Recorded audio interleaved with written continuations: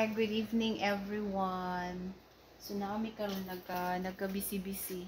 Ano o? Kay naghimo mi og mga lantern boxes. So thanks so much ako ang brother. Kay very supportive. Ayan. So we made these boxes made of kawayan sticks. So ginawa namin siyang ganito guys. Lantern boxes. So, ayan, na-cover na namin siya guys. Tapos dito, open siya dahil lalagyan namin ng lights sa loob. Ayan, so ganyan siya. So, dito ilagay ang lights. Ayan.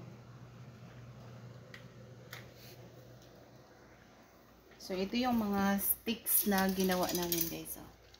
Ayan. Kawayan. Mararasyag ka ng pangtusok sa saging. Ayan. Ganito lang ginawa namin guys.